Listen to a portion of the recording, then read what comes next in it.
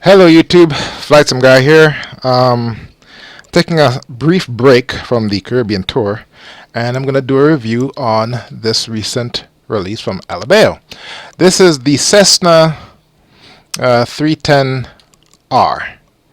The 310 line of Cessna planes was their first shot at producing twin engines after World War II. They made about 3,000 of these planes between the 50s and 1980, and this one is obviously one of the latter models. So I'm at my home airport at Bolton Field, and I'm just going to go ahead and take this to OSU Airport and then take it to Port Columbus and come on back. Alright, so I got this from FS Pilot Shop, 34 bucks, 600 meg download, and it comes in various. You can get the light. You can install the light livery, or you can install the regular HD, and that's because the regular is kind of hard on the frames. Anyway, I'm in P3D. Oh, and by the way, today Lockheed Martin announced P3D 4.0, 64-bit and everything, coming out May 30th. But we'll talk about that some other time. All right, so let's take a look at this plane. Let's start with the outside. Obviously, they've done a very good job with the textures and everything. It looks really realistic. And I got those engines right there. And this plane has 4 fuel tanks. It has the ones in the left and right wing, and then it has these tip tanks. Okay, retractable gear, 3-blade propeller, constant speed propellers, and if you look at it, and I'm comparing this to the Beech Duke because that's been my only twin piston aircraft, because hey, in my opinion, that's the best. So I'm going to be comparing this to the Beech Duke, and since this came from Alabeo, which cranks out add-ons like like crazy, whereas the Beech Duke was one of maybe 2 or 3 add-ons from RealAir, I'm thinking this is going to fall short. But anyhow, before I get ahead of myself, this is what it looks like on the inside. And then you got your regular instruments, nothing big, nothing fancy. Got these knobs and blah blah blah, and most everything is modeled. Alright, so let's go through our views, hitting the A key. We got the co-pilot, we got essentially the flight deck, another view here, throttles, and this, very important, these are your fuel tank cutoffs. This points to the left main, this points to the right main, and you can change between the various tanks, and just make sure you have your fuel pump on before you do that. And these are some switches on the left side of the pilot. The circuit breakers aren't modeled, all these switches are. And this plane has room for 4 passengers in the back, in addition to the pilot and the co-pilot. Alright, so those are the views. Let's go through the shift keys. Shift 1 brings up your GPS, GNS, well, 530 or whatever.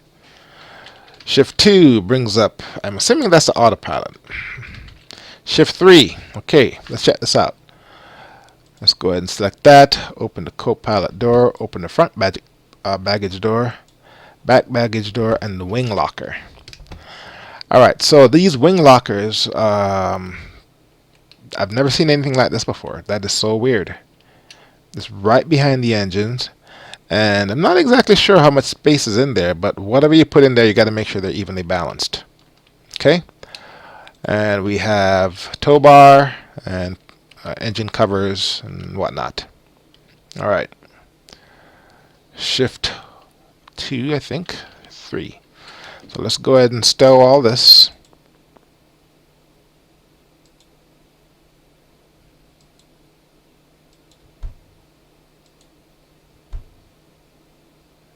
Alright.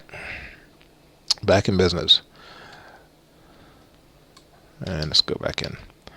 Alright, so let's go ahead and get this thing started. I tried flying this thing yesterday and I couldn't figure out how to start the engine, so I had to Google the checklist for this thing, and it's a weird sequence. Alright, it's pretty much like starting any other plane. First, you got to go ahead and turn on battery, turn those two on, and let's go ahead and prime the engine.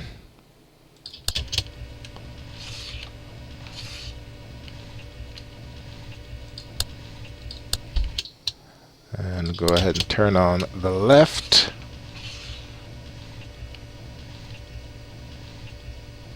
Alright. Now let's see if I remember how this thing works. Alright, what we want to do, set the parking brake, which is right here. Let's go ahead and get this thing started and then do the power up with regards to the instruments and whatnot. Because starting the plane is the hard part. Turn on all the magnetos. Let's go ahead and start the left engine or the right engine first. And here's where I got tripped up, and I'd have never guessed this. Okay? It has a little thing called prime. Alright? And this says right here you have to have your auxiliary pump on low. But what you got to do is you got to set the auxiliary pump, and that's with a right click. Turn that on low. Click start. Damn it. Click start. Damn it. Click start.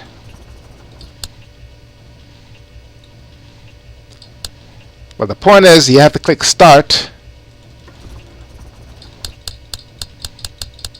Oh, I'm sorry. Gotta open it up a little bit. Let's try that again. I'll make sure there's gas in there. Should have filled. Yeah, tanks are full. Alright, let's try this again.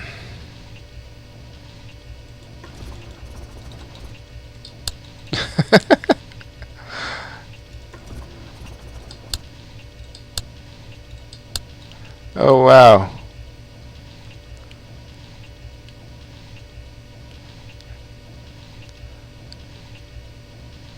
I know. Oh, I got it.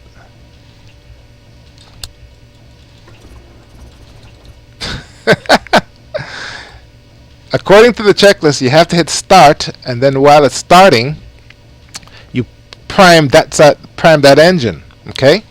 But the problem is, I can't click both of them at the same time. I can hold this down and try that.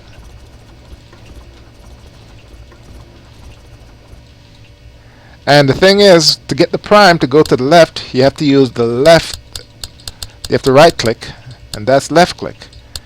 But it doesn't stay, and if you mouse over somewhere else, you're going to pick up the menu.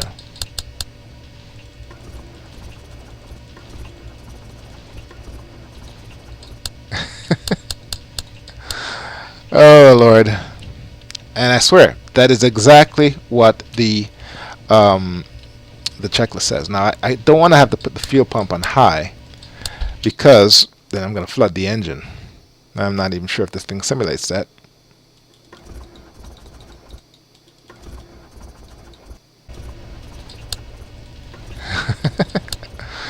And it is not starting. It does not want to start. Okay. All the power is on. So you know what? The hell with this. Control E.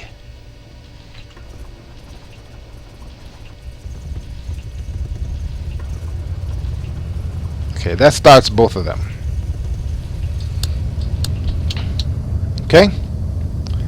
Enough of that shit. Alright, let's go ahead and get a ATIS. Kilo, Tango, Zulu, Romeo, automated weather observation. 2208 Zulu. Wind 157 at 7. Visibility greater than 20 miles. Sky condition clear. 2970. Temperature 2 Okay. Celsius. Dew point 9 Celsius. Let's check the trim. Altimeter 297. There we go. 6 India 6. Alright. You want to take off and go to the north. These are your cowl flaps.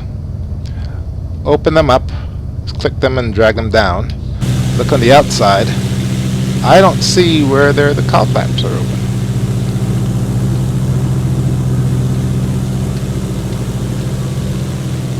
So I'm not exactly sure if that's a feature that's missing or something. Close them. Actually, I want to have them open while I'm on the ground. And if you come over here, these are the temperature gauges for the various cylinders. And we'll see how this behaves as we make any attempt to fly. Alright. I didn't write down the wind. Well, let's just go ahead and we want a departure to the north. Now these avionic equipment, we've seen them before in several different aircraft. What's unusual about this plane is how the autopilot is set up. I'm not exactly sure how it works, to be totally honest. Okay, I'm going to runway 4. Alright, let's take the scenic route.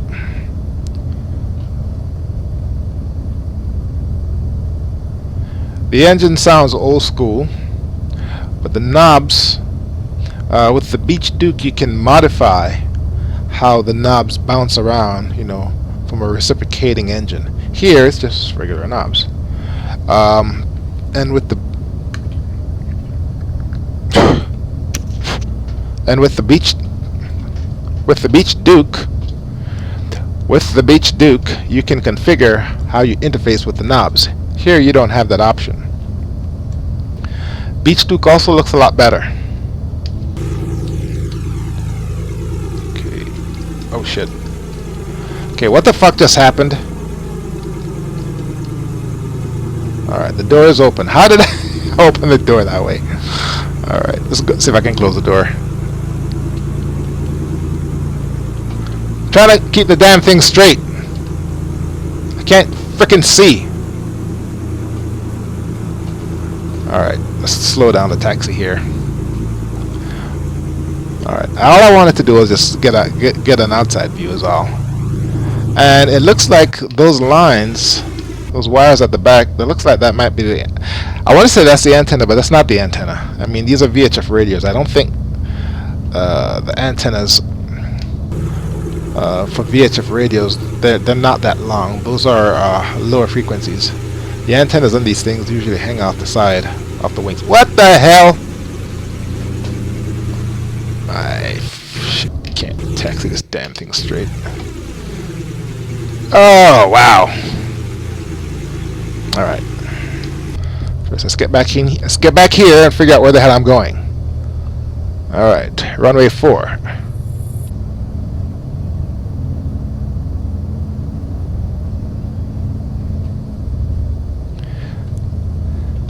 Very twitchy with the taxiing. And all I wanted to do was just get a decent outside view. That was all. Alright. Let's go ahead and sit up higher in the seat. Runway 4. Hold, drag. There. Hold, drag. And I hope it's not this twitchy when I'm when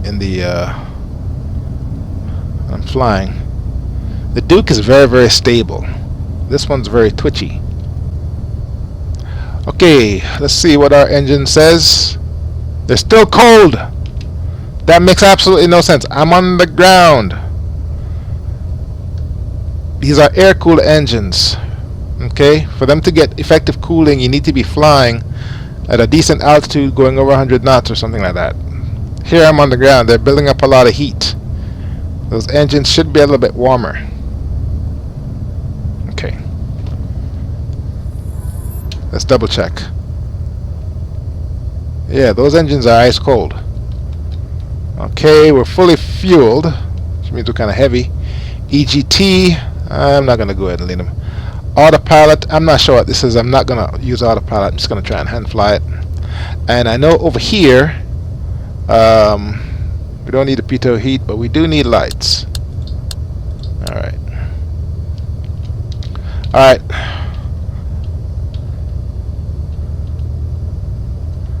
We're ready to go. Alright. Another thing. Look at the trim wheel. Trim wheel is fine, but this thing right here, from a three-dimensional perspective, you can't tell if this is under the TO for takeoff. So we're just gonna have to figure it out. Alright, we're gonna do a rolling takeoff. And I changed the field of view in P3D so that I get a wider field of view in my window. Alright. Yeah, it's very, very twitchy. Engine sounds good.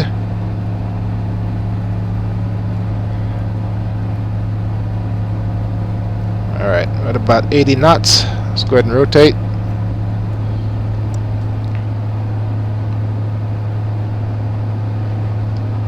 Positive rate, gear up.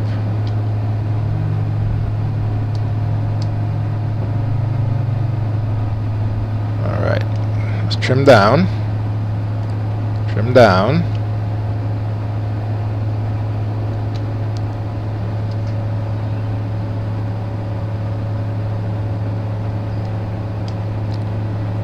Now, if I'm going to OSU Airport, all I need to do is just keep going straight. Or I can come over here, and the GPS here does pop out. Let's go ahead and do this. Here it is right there. Alright. Just climbing like a rocket ship. Trim down. See, it's hard to see where the trim is. Alright, let's come off the engines. Let's take a look. Alright, let's come off the engines. About there. Come off the props. Right there. And we still want to climb a little bit. Take it up to about maybe 3,500. KOSU is dead ahead right there. Let's go ahead and call them and find out what runway they want us to come in on. OSU.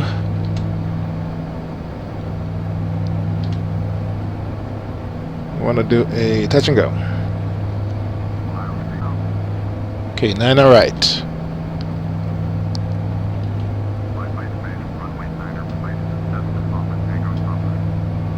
Alright, OSU Airport has a bunch of runways. It looks like a tic-tac-toe thing. 9 right. Let's just go ahead and get ourselves ready for that. We're going to have to cross over the flight path for John Glenn International. Used to be Port Columbus, now they changed the name. Alright, so 9 right. Hold. That's about right here. I always like to set my course and heading to the runway orientation. Alright. Let's go ahead and close this.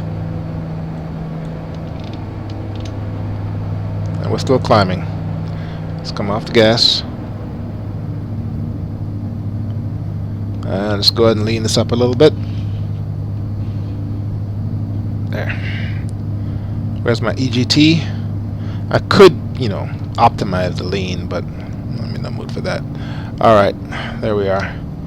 We're a little bit high. So let's go ahead and trim down.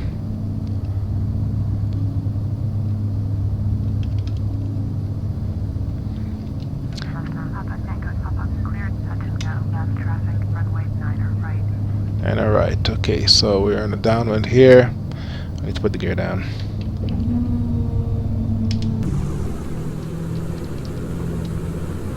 Animation looks good. Alright, there's no way I'm going to make that. So what I'm going to do is just do a quick loop. 9 right. There's 2. I want to say that's 9 right there. Right there.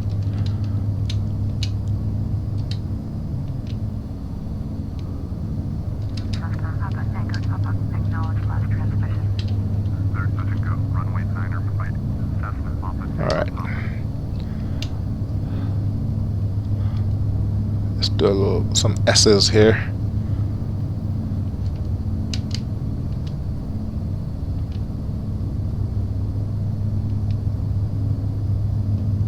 Ah, 9 right. Okay, there it is right there. Alright, that's 9. This one's 9. Okay. Coming down, we're looking good. Let's pull up. Full rich. Flaps 1.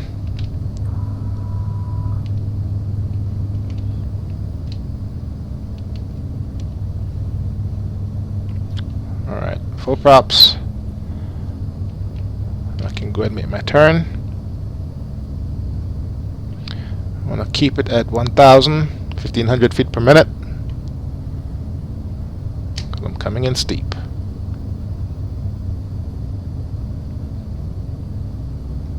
Since this is a touch and go, I don't exactly need to come down at the foot of the runway. I can come down in the middle.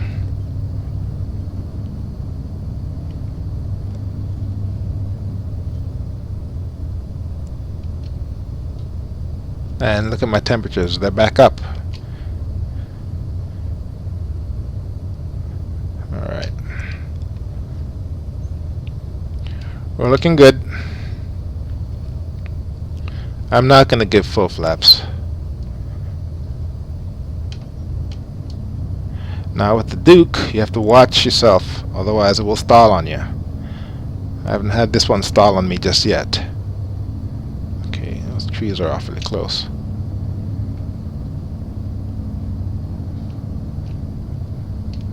Get out of the way, tree. Alright, here we go.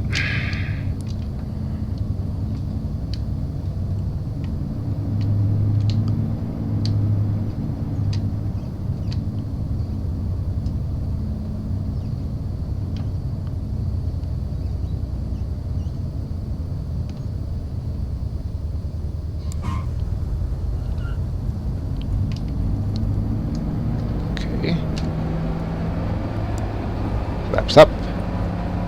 Oh yeah, it is really, really twitchy.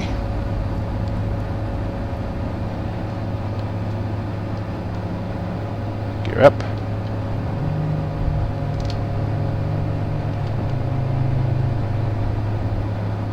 Alright. Come off the gas. Come off the props.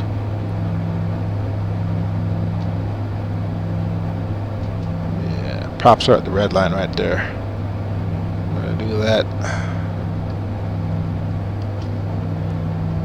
Alright, let's go to Port Columbus.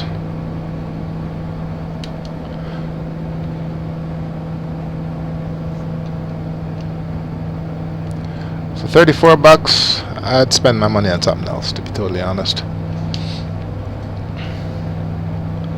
Not saying it's a bad plane per se, just that, you know, compared to the Beech Duke, which I'm used to flying all the time, this is a little bit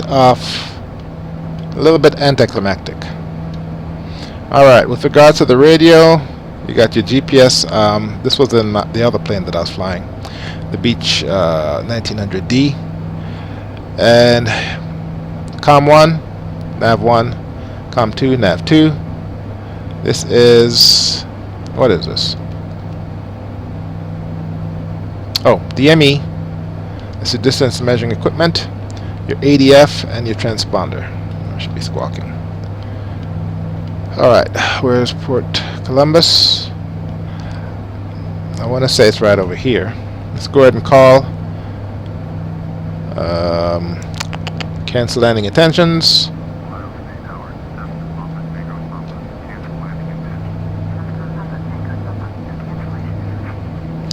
Alright, then we want nearest airport list.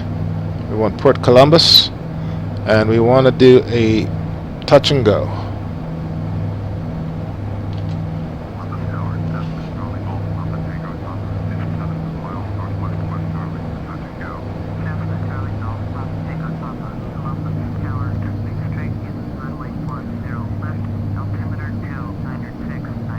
One zero left. Okay. 10 left. So that's pretty straightforward. We're close enough. We don't have to change our radio stuff, and we're low enough. We'll just go ahead and come left and come on in. I'm not exactly sure what these buttons are. Oh, okay. Must be tests. Go figure. I can turn these on. Actually, those are tests. Alright, let's go ahead and make my left turn. Gear down.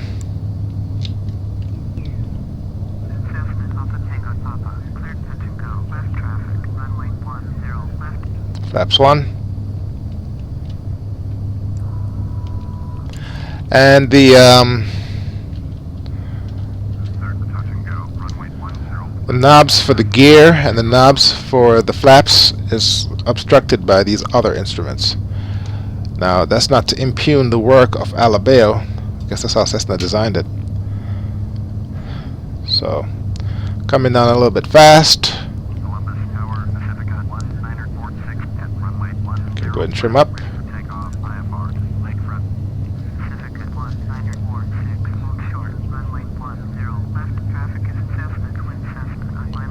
Alright, it's bobbing around real good.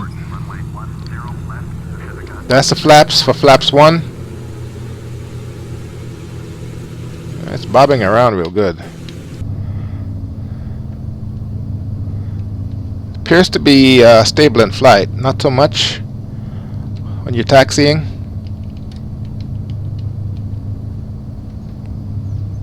Alright. Let's give it some gas.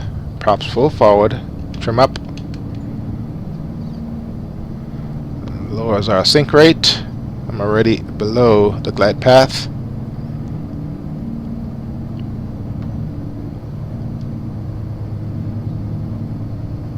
Alright. This time I'm going to come in full flaps. There is only 2 flap setting, approach and land. We're at approach. I probably should be traveling a lot slower to do land, so let's go ahead and pull up the nose. It's going to bleed off speed.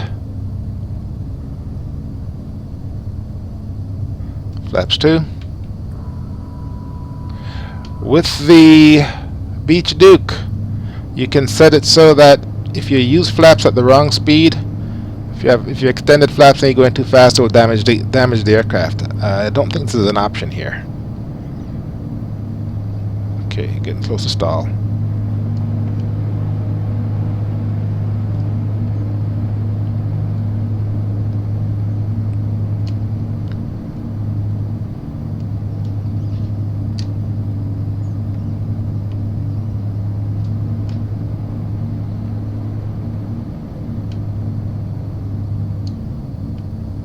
Alright, this is a 10,000 foot runway, have plenty of room. Whoa.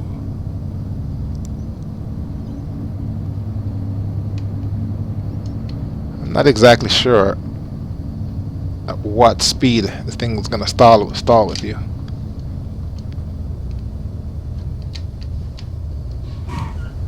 Alright. Flaps up.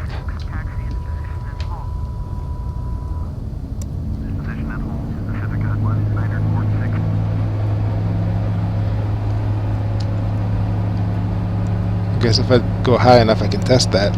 Alright. Positive rate, gear up.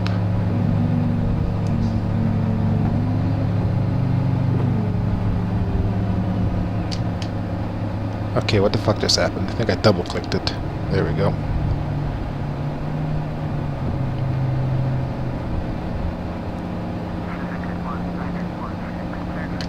Alright.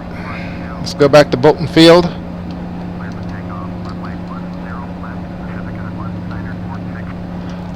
Also, I'm trying to think, is this turbocharged? I don't think it's turbocharged. The Beech Duke is turbo.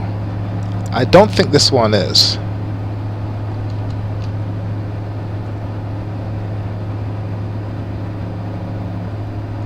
Oh well. Alright, what's my heading? I want to go a little bit west. Okay, let's come off the props.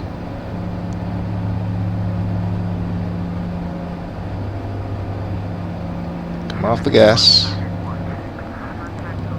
There we go.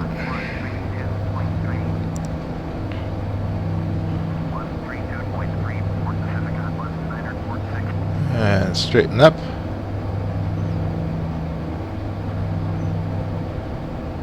Trim down. Alright. This window opens. Yes, it does. It's very noisy. Does a good job of simulating it, though. Okay, close that. See if I can see Bolton Field from here. Alright, here's the city of Columbus. Bolton Field is right. In fact, that's it right there. Or is that Rickenbacker? Let me see here. No, that's Rickenbacker. So Bolton Field is right over here. I could test stall properties. Yeah, let's go ahead and do that. Do a power off stall.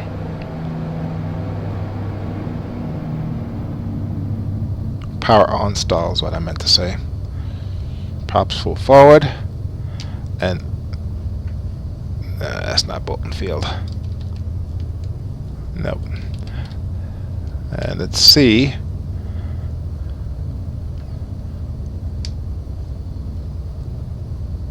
What speed I can get this thing to stall at.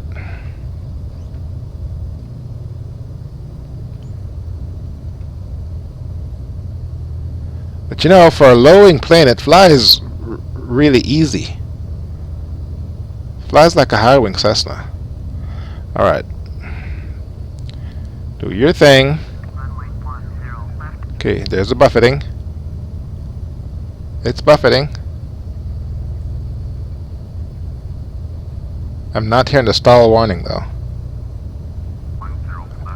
Alright, we're stalling at 70 knots. There we go. Alright.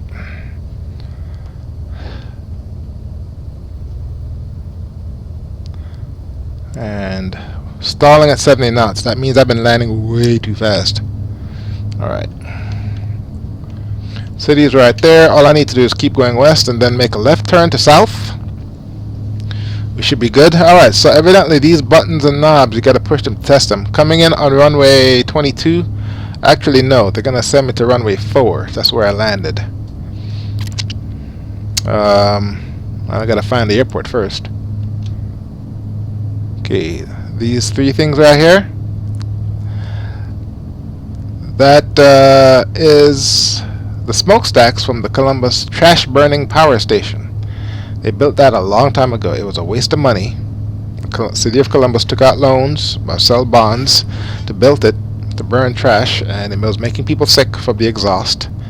And the equipment kept breaking because of all the shit that people throw in the trash, such as bowling balls, you know, and you know, television sets and whatever. So they tore it down. And years after it was torn down, the city was still paying for the damn thing. All right. Let's see here. Yeah, I'm going straight towards Bolton. Getting good frames, considering. Then again, I'm in P3D. I have this installed in FSX Steam. The high-res, the high-texture planes, because like I said, when you install them, it comes with the regular and the light version. Well, the light version, they look just as good as the regular version, and they're easier on your frames. Alright, is that it? Nope, that's not it. It should be right over here. And that should be it. Nope, that's not it. It should be right over here. That should be it. Yes, that's it. Okay. Alright, let's go ahead and make a left turn. Flies very easy, and you know, it looks good and whatnot, but for what you pay, you can get something better. All right, coming in on runway 4. Let's do this, and what's the frequency for runway 4? Let's see. 111.7. Alright, so what you do is you come over here, you click that, nope, you click that, 111.7, and then you swap. Let's go ahead and call.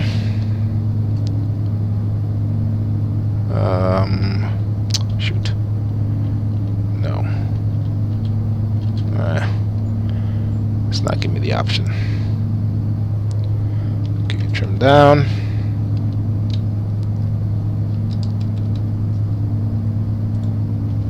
This autopilot is really weird.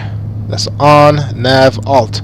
So you can hold alt, you can pitch up and pitch down, but as far as holding the heading, I have yet to figure it out. GPS nav, and some stuff.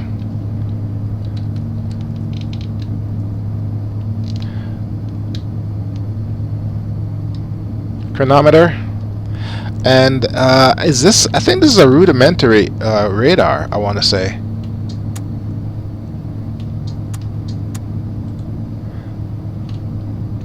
Yeah, so very rudimentary radar. Huh. Check for precipitation. All right. I have to admit, as efficient as lowing planes are, the visibility sucks. You can't see a damn thing. Alright, let's come in on here. Okay, I'm zooming the wrong way. Okay, there's an ILS feather from my destination airport. Alright, let's just go ahead and get back in line. And I am way above the ILS. So what we can do is trim down. What's my RPM? RPM is still too fast. I'm at the red line. There we go. And we'll just keep coming on down until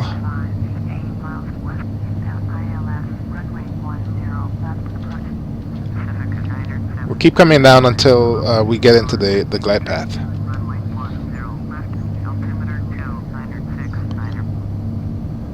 All right.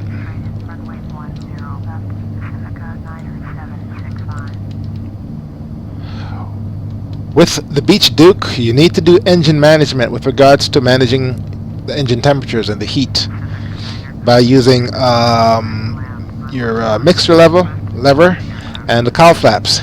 Here in this plane, it appears it doesn't make a difference. It does what it wants to do. Cabin heat and stuff. 310. Alright, I'm drifting up. So let's just go ahead and make my turn. I'll keep the same power setting.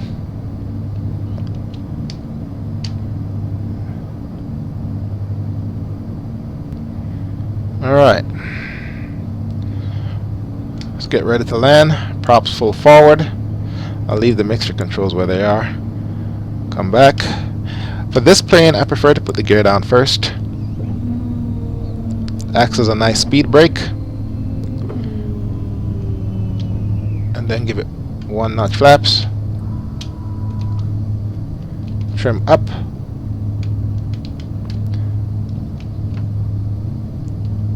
Alright, so true story.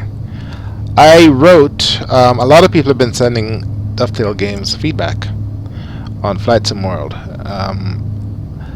Most of what I have to say in terms of feedback, everyone else is saying. But I've been thinking, you know, I really want to see Flight Sim World succeed.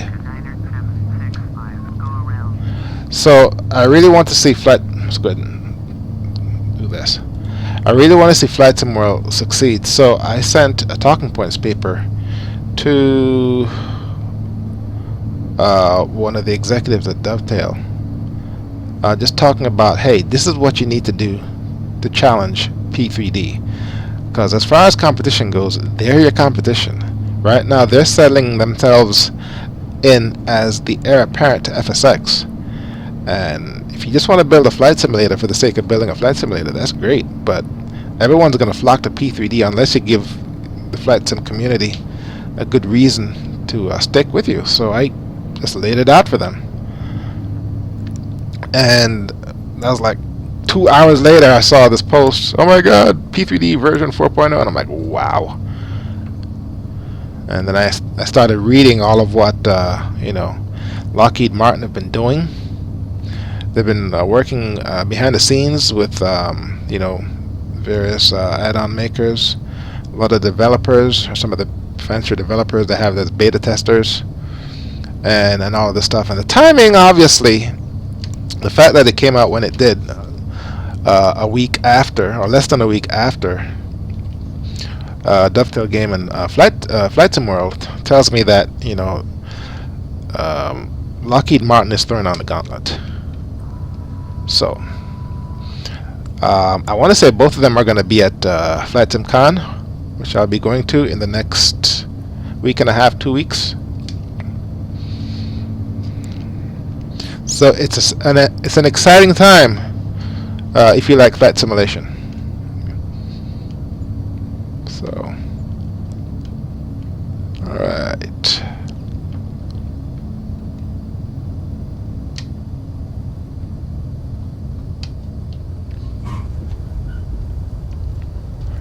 All right.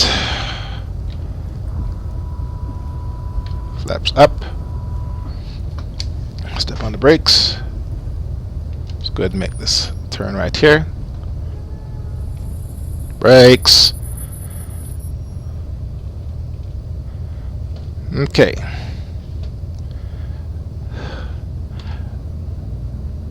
Not a bad aircraft, but I'd spend my money on something else. Definitely. You know, it's funny. It was Lionheart Creations. Their Epic Victory. You can't taxi that. I'm not sure what the hell they did with it, but you cannot taxi with it. It's a disaster. And they came up with this other plane. It was a single-engine turboprop. I'm not sure what the deal is, but you can't taxi with it. You can fly with it once you can get it in the air, but taxiing on the ground is a disaster. I'm pretty sure there's something in the config files that you can change.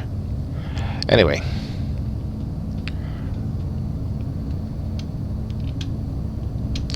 What I want to do